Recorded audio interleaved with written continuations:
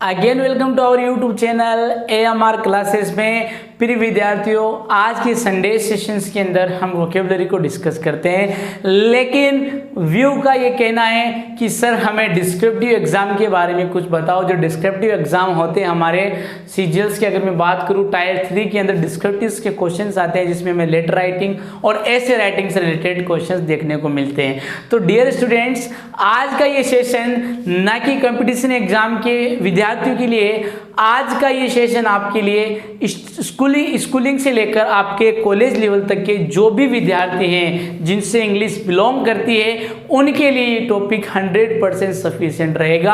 आज मैं आपके सामने एक जादुई ट्रिक लेके आया हूँ शॉर्ट पैराग्राफ को लिखने की, जिससे आप देखते ही, अगर आपने इस वीडियो को ध्यान से और अंत तक देख लिया और प्रैक्टिस कर ली, जो मैं आपको डिस्कस करूँगा उन बातों को, आप कभी भी कंफ्यूज नहीं होंगे। आपको किसी भी टॉपिक पर पैराग्राफ दे दिया जाए, आप आसानी से लिख दोगे। तो आज के इस सेशन में मैं आपके लिए पैराग्राफ लेके आया हूं। पहला सवाल, हम पैराग्राफ की डेफिनेशन को जानेंगे, फिर उसके बाद हम सीखेंगे किस प्रकार से हमें पैराग्राफ लिखना चाहिए। ज्यादातर बच्चे कंफ्यूज हो जाते हैं, उन्हें लीडिंग सेंटेंस याद रहते हैं। अब लीडिंग सेंटेंस क्या होते हैं, अभी आपको मैं डिटेल से बताऊंगा। देखो, जो इंग्लिश है, इंग्लिश अपने आप में एक लैंग्वेज होती है, और हमें पैराग्राफ के अंदर पैराग्राफ की जो डेफिनेशंस होती है वो क्या होती है कि group of sentence which relate to one topic, that is called paragraph. यानी वाक्यों का ऐसा समूह जो एक ही विषय से संबंध रखता हो, वो हमारे पैराग्राफ होते हैं। अब पैराग्राफ को लिखने के क्या ट्रिक्स होती है, क्या आइडियाज होते हैं, क्या आइडिया होता है, किस आइडिया से हमें पैराग्राफ लिखना चाहिए। तो आज का ये सेशन स्कूलिंग लेवल से, अगर मैं बात करूँ 10th 10th 11th 12th RBSC CBSE किसी भी एग्जाम, किसी भी बोर्ड से आप बिलोंग करते हो, चाहे आप SSC एग्जाम की प्रिपरेशन कर रहे हो, चाहे आप फर्स्ट ग्रेड सेकंड ग्रेड किसी भी एग्जाम की प्रिपरेशन कर रहे हो, आज का ये लेक्चर आपके लिए बहुत बड़ा इंपॉर्टेंट है। तो इस वीडियो को पूरा देखें और अंत तक देखें, ताकि चीजें आपकी क्लियर हो जाए। मैं आपको एक बात बताता चलूं कि अगर आज के सेशन को आपने ध्यान से देख लिया, अगर आज के सेशन को आपने ध्यान से देख लिया और जो बातें मैं आपको बता रहा हूं उन पे आपने प्रैक्टिस कर ली, तो आज के बाद आपको कभी भी पैराग्राफ नहीं रटना है। क्योंकि ज़्यादातर देखा जाता है बच्चों को स्कूलों में पैराग्राफ रटाए जाते हैं, और भी कॉम्पिटिटिव एग्जाम है जहां रूल्स बताए जाते हैं कि इस पे याद कर लेना। लेकिन आज के बाद अगर आपने इस वीडियो को ध्यान से और अंत तक देख लिया, तो आई मेक श्योर आपको कभी भी पैराग्राफ याद करने की जरूरत नहीं होगी। आज मैं आपको ऐसी ट्रिक दे दूंगा जिस ट्रिक के माध्यम से आप आसानी से पैराग्राफ लिख लोगे। तो आइए आज के सेशन को शुरू करते हैं। सबसे पहले डेफिनेशन को जानते हैं, इसकी डेफिनेशन क्या होती है।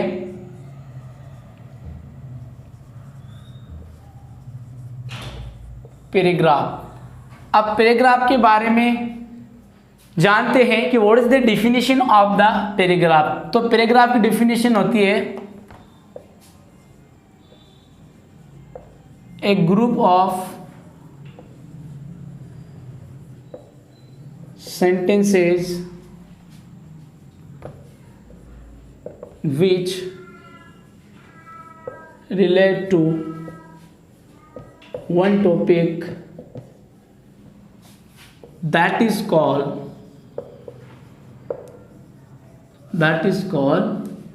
paragraph. That is called paragraph. पहले हम डेफिनेशन को जस्टिफाई कर लेते हैं। अभी आपने डेफिनेशन क्या लिखी है वो समझे।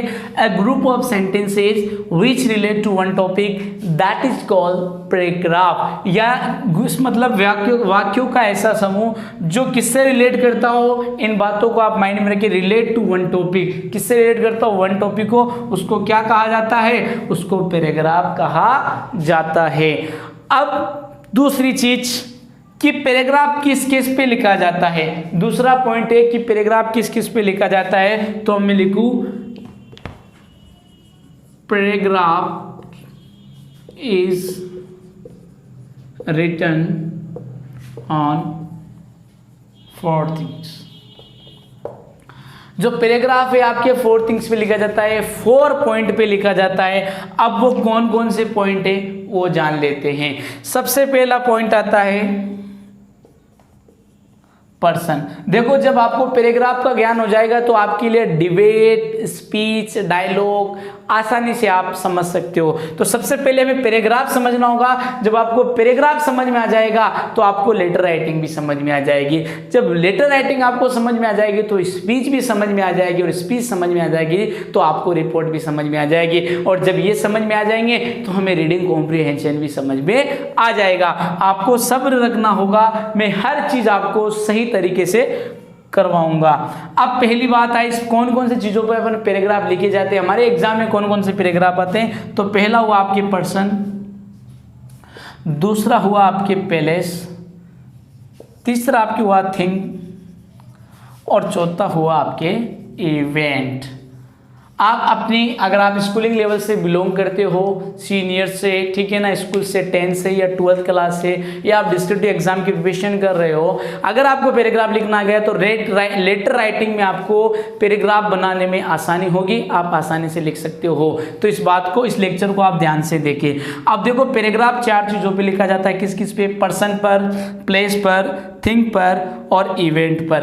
अब उठा के देख लेना, पैराग्राफ जितने भी आपको पैराग्राफ मिलेंगे इन चारों टॉपिक से होंगे। अब जब हम बच्चों को कहते हैं कि यार पैराग्राफ को तुम रट लो, यार बेस्ट टीचर पे रट लो, एपीजे अब्दुल कलाम पे पैराग्राफ को रट लो, मोबाइल पे पैराग्राफ को रट लो, इंटरनेट पे पैराग्राफ को रट लो, लेकिन आज से मगध खत्म, आज से रोट लर्निंग बिल्कुल खत्म हो जाएगी। अगर आपने इस वीडियो को ध्यान से देखा और अंत तक देखा, make sure you are able to write paragraph any kind of topics.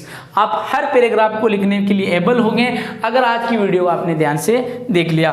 तो यहाँ पर 4 थिंग्स पे अपन पैराग्राफ लिख सकते हैं, जिसके अंदर अगर बात करें तो वैसे नाउन की कैटेगरी में हो गए, लेकिन मैं आपको समझाने के लिए लिख रहा हूँ, ये तीनों नाउन हो गए, ठीक है। अब बात करते हैं सबसे पहले पर्सन के बारे में। आज के सेशन में हम डिस्कस करने वाले हैं कि how to write paragraph on person, यानी व्यक्ति के ऊपर हमें किस प्रकार से लिखना चाहिए वो डिस्कस करेंगे।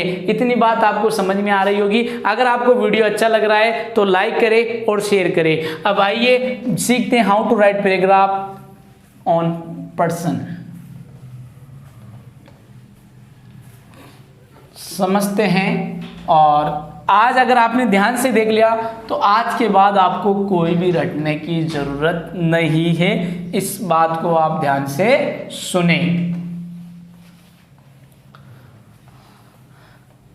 तो अपना आया, जो आया पहला आपके आया पर्सन के बारे में। तो आज के इस सेशन में हम लिखने वाले हैं, सीखेंगे आए हाउ टू राइट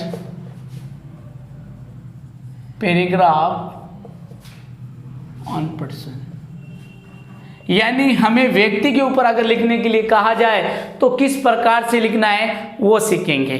तो प्यारे विद्यार्थियों, आपको मैं कुछ पॉइंट बता रहा हूँ, कुछ आउटलाइन दे रहा हूँ। अगर आपने इस आउटलाइन को समझ लिया, इट मीन्स आपको पैराग्राफ लिखना आ गया। तो सबसे पहला आता है हमारे क्वालिटी, फिर उसके बाद हमारे आता है हैबिट, फिर हमारे उसके बाद आता है पास्ट, ठीक है, फिर उसके बाद हमारे आता है ड्रीम, फिर उसके बाद आता है हमारा गोल, फिर उसके बाद आता है हमारी स्ट्रेंथ, फिर उसके बाद आता है हमारी वीकनेस, ठीक है, फिर उसके बाद आता है फाइनल कंक्लूजन। तो प्यारे विद्यार्थियों, जब भी आपको व्यक्ति के ऊपर पैराग्राफ लिखने के लिए कहा जाए तो इन आउटलाइन को फॉलो कर लेना, और आज के बाद आपको पर्सन से रिलेटेड पैराग्राफ रटने की जरूरत नहीं है। अब समझते हैं क्वालिटी के अंदर क्या करना है, हैबिट के अंदर क्या करना है, पास्ट के अंदर क्या करना है, ड्रीम के अंदर, गोल के अंदर, स्ट्रेंथ, वीकनेस और फाइनल कंक्लूजन। देखो, जब भी आपको किसी टॉपिक पे पैराग्राफ दिया जाए, फॉर एग्जाम्पल आपको पैराग्राफ दिया गया टीचर पर, मैं छोटे एग्जाम्पल इसलिए दे रहा हूं ताकि आपको समझ में आ जाए। तो पहली one thing mention in your mind, एक सबसे पहली चीज आपको मेंशन रखनी होगी अपने माइंड में, आपको क्या करना है, पैराग्राफ के जो सब्जेक्ट है उसको क्या करना है, डिफाइन करना है। क्या करना है, डिफाइन करना है। ध्यान से सुनिए, अगर आपको समझ में आ गया तो आज से आपकी नैया पार है, आपको पैराग्राफ रटने की कोई भी जरूरत नहीं होगी। सबसे पहले आप टीचर को डिफाइन करें कि एक्चुअल में टीचर की डेफिनेशन क्या होती है। तो आपने कहा teacher is a person who teaches the student, that is called teacher, यानी ऐसा विद्यार्थी, ऐसा व्यक्ति जो बच्चों को पढ़ाता है उसे क्या कहते हैं? टीचर कहते हैं। ये हमने डिफाइन कर दिया। अब आ जाइए क्वालिटी के बारे में। अब आपने कहा there are many teacher in my school but my best teacher is a Mukesh Sharma. Mukesh Sharma जो मेरे बेस्ट टीचर है। अब आपको उसकी क्वालिटी में क्या क्या बताना है वो ध्यान से सुन ले। ये हमारे पॉइंट है, quality, habit, past, dream, goal, strength, weakness and final conclusion, ये पॉइंट है। तो सबसे पहले क्वालिटी के बारे में क्या लिखे, आपके मन में सवाल आ रहा होगा। तो क्वालिटी के बारे में आपको क्या लिखना है कि व्यक्ति कौन है और कहां से बिलोंग करता है। इस चीज को आप देखिए कि व्यक्ति कौन है, हु इज पर्सन, वो व्यक्ति कौन है और कहां से बिलोंग करता है, ये आपको क्वालिटी में लिखना है। फॉर एग्जाम्पल मैंने आपको कहा कि my best teacher is a Mukesh Sharma. तो अब मैं मुकेश शर्मा की बात करूं तो Mukesh Sharma is my best teachers, he belongs to Delhi, he belongs to Delhi, he belongs to Delhi. तो आपने उसके पैलेस के बारे में बताया, और जब पैलेस के बारे में बताया तो आप पैलेस के बारे में 2 से 3 लाइन जस्टिफाई कर दो। Delhi is the capital of our country, there are different parts of people come to earn money, यानी वहां पर अनेक के लोग आते हैं, कमाने के लिए आते हैं, वो हमारी क्या है, देश की राजधानी है। यानी जस्टिफाई करते चलना है। क्वालिटी के अंदर वो क्या है, तो मुकेश शर्मा हमारे क्या है, टीचर हैं, और वो कहां से बिलोंग करते हैं, दिल्ली से बिलोंग करते हैं, और दिल्ली को हमें क्या करना है, जस्टिफाई करना है कि दिल्ली एक्चुअल में क्या है। तो इस चीज को आप ध्यान रखें। तो क्वालिटी में आपको 2 चीजें लिखनी है। फर्स्ट थिंग आपको लिखना है कि वो क्या है, उनकी क्या विशेषता है, वो किस टाइटल से जाने जाते हैं। तो आपने कहा टीचर्स के टाइटल से जाने जाते हैं।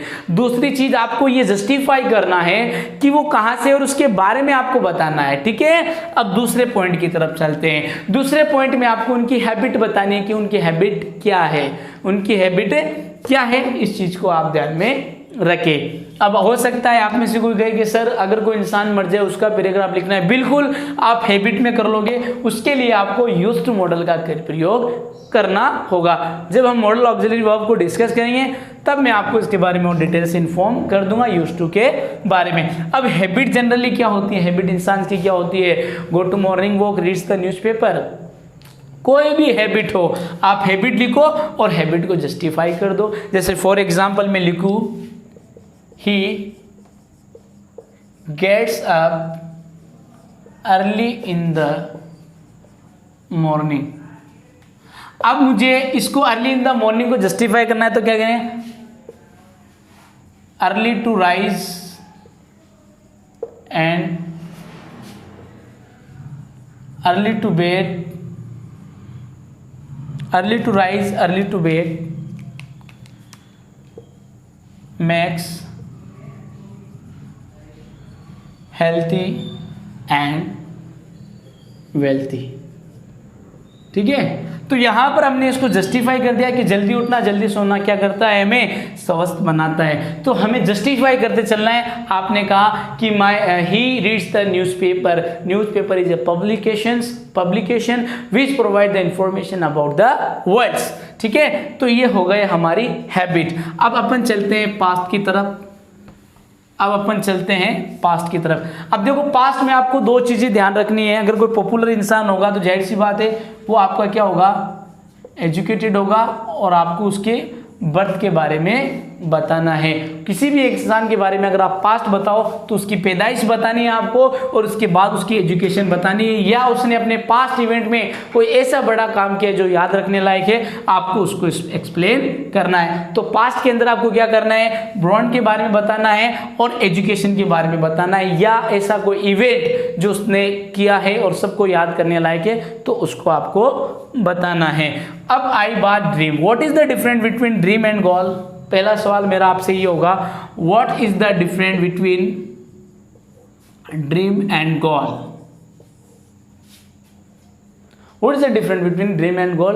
तो ड्रीम देखो किसी का कोई भी ड्रीम हो सकता है। जैसे मैं कहूँ कि मैं ना गरीब लोगों की मदद करूंगा, दैट इज माई ड्रीम। अगर मैं कहूँ I would like to become a teacher, तो टीचर बनना मेरा क्या है, गोल है, मेरा टारगेट है। ड्रीम जो होता है वो किसी का कुछ भी हो सकता है, इसके लिए एक स्पेसिफिक डायरेक्शन नहीं होती है। ड्रीम की कोई भी डायरेक्शन नहीं होती, लेकिन गोल की एक पर्टिकुलर डायरेक्शन होती है। जैसे आपने कहा मैं डॉक्टर बनूंगा, तो आप डॉक्टर जब बनोगे तो उसके लिए जो प्रोसेस है वो एक पर्टिकुलर डायरेक्शन में है, तो आपको उसके मुताबिक काम करना होगा। लेकिन ड्रीम तो आपका कुछ भी हो सकता है, ड्रीम कभी भी बन सकता है। ड्रीम है ये गरीब लोगों को मैं खाना खिलाऊंगा, ये मेरा ड्रीम है, ठीक है, बड़ों की इज्जत करूंगा, मेरा ड्रीम है। लेकिन गोल आपका स्पेसिफिक होगा, एक स्पेसिफिक डायरेक्शन में होगा। तो अगर आपको पूछे what is the difference between dream and goal, तो ड्रीम की कोई भी डायरेक्शन नहीं होती, बट गोल की डायरेक्शन होती है, एक पर्टिकुलर डायरेक्शन की बात करता है। तो आपको ड्रीम बताने हैं कि उसके ड्रीम क्या थे, तो ड्रीम आपको बताने, फिर उसके बाद गोल, उनके गोल क्या है, फिर उसके बाद उनकी स्ट्रेंथ बतानी, स्ट्रेंथ ताकत, यानी उन्होंने लाइफ में से उनके लिए क्या चीजें जो उनके लिए ताकत बनी या उनको सफलता दिलाने वाली चीजें बनी। तो आपको स्ट्रेंथ भी एक्सप्लेन करनी है, वीकनेस बतानी है, फिर लास्ट में हमारा पॉइंट जो आता है फाइनल कंक्लूजन को आपको जो आपने लिखा उसको आपको शॉर्ट फॉर्म में समझाना है कि all the sentences are prove that the guy is belong to simple guy, यानी आप जो भी आपने उसके बारे में लिखा ऊपर उसके हिसाब से आपको क्या है कि उसके बारे में आपको फाइनल कंक्लूजन में बताना है।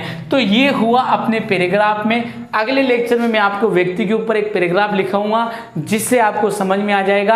आज के सेशन को यहीं खत्म करते हैं। अगर आपको ये वीडियो अच्छा लगा है तो प्लीज लाइक करें, शेयर करें, और देखो ये वीडियो सभी विद्यार्थियों के लिए जो स्कूलिंग से बिलोंग करते हैं उन्हें भी पैराग्राफ रटाए जाते हैं, और जो कॉम्पिटिटिव एग्जाम की प्रिपरेशन कर रहे हैं, जिन्हें डिस्क्रिप्टिव एग्जाम में लेटर राइटिंग देखने को मिलती है, जब तक आपकी पैराग्राफ राइटिंग पर कमांड नहीं होगी तो आप लेटर राइटिंग को अच्छा नहीं लिख सकते हो। तो इस बात को आप ध्यान में रखें। अगर आपने हमारे चैनल को सब्सक्राइब नहीं किया है, सब्सक्राइब करें, बेल आइकन दबाएं ताकि आने वाली वीडियो की नोटिफिकेशन मिले आपको और आप अपने एग्जाम की प्रिपरेशन सही ढंग से कर सको। अगर आपने हमारे प्रीवियस वीडियो को नहीं देखा है तो डिस्क्रिप्शन में उसके लिंक है, आप वीडियो देख सकते हो ताकि ये भी वीडियो आपको समझ में आ जाए। Thank you.